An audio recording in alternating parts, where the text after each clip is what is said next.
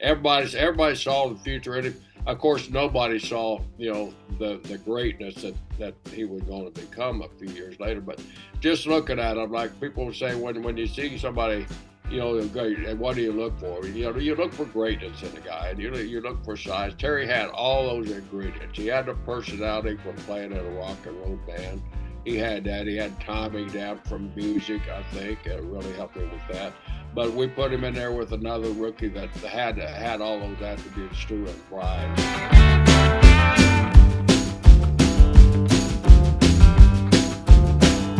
Yeah, we did. We kept adding 5 minutes to it, man. We just wanted. I mean, you John and Jimmy, you guys know, you guys had an experience.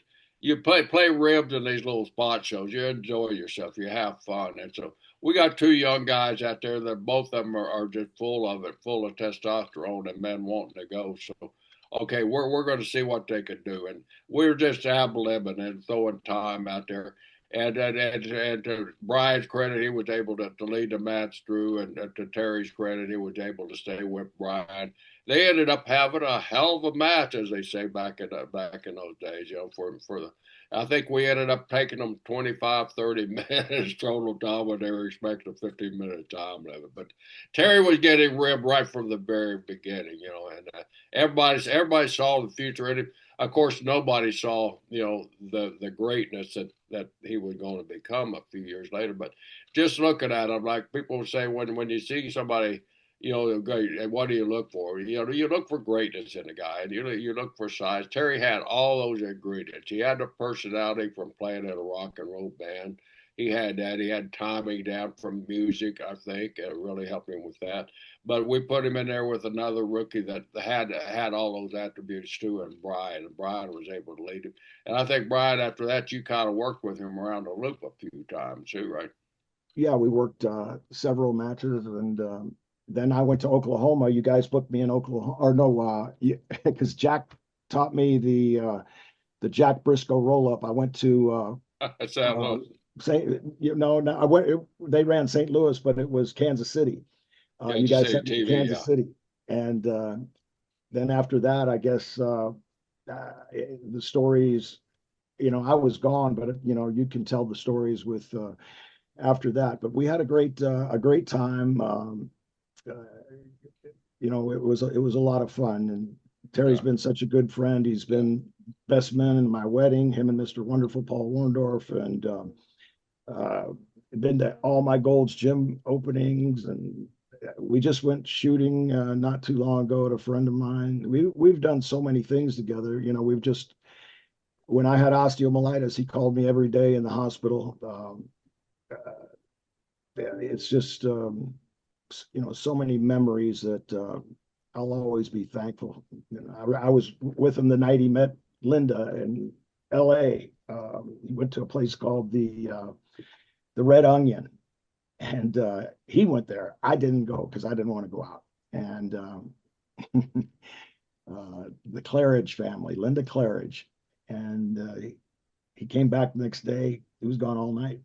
Said that he met a girl, that he loved this girl right off the bat. Oh man, so many great memories. So many great memories.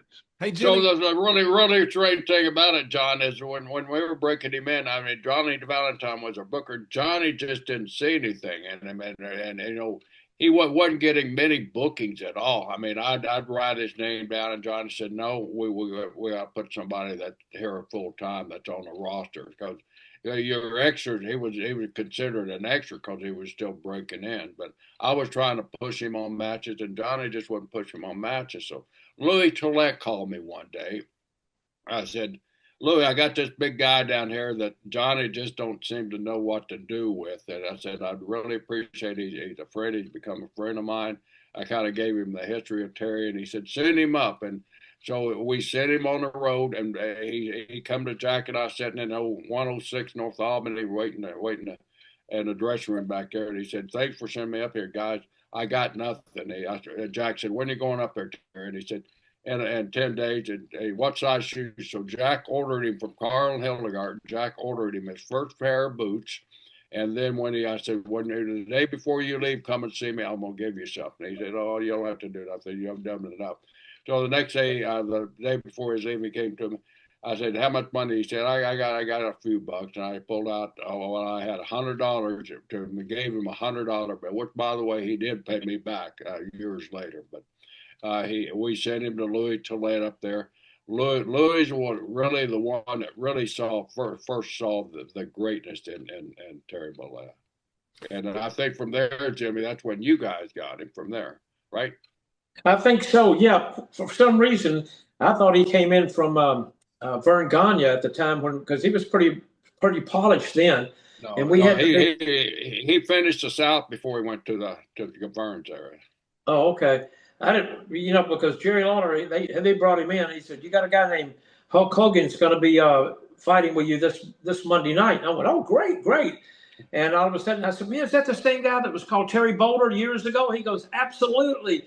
And so sure enough, it was. And it just, I couldn't believe we saw each other again and everything else. And we became good friends. And then the next thing you know, he's in New York and I'm still down there for I would say there 6 years.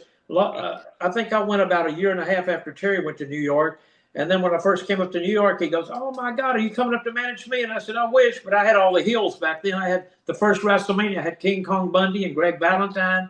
And, of course, after that, I had Neidhart down in Memphis also. Then I managed Neidhart up there. Then I had Bret Hart came in. We teamed up. It's the Hart Foundation. Then I had the Nasty Boys, the Rougeau brothers, Earthquake and Typhoon, Brutus and Hulk later on for WrestleMania 9, and just so many of them. I think altogether I had 23 different people I had managed up there before WrestleMania 9. Then I took over with Hulk and Brutus. We shot the angle with Ted DiBiase and Erwin R. Shyster, Mike Rotundo, who I was managing before that. I've got to be the worst manager in the world. Everybody I had a belt with, I'd turn on them to manage somebody else, and then we took that belt. So it was a crazy time for me, but Hulk's always been special. He's always been so cool, so good. And, of course, we did the album together. We did Thunder in Paradise together, the movies together, his TV reality show together. So he always included me with him on everything through all the years. And, it's just been one heck of a ride with him. It's just awesome.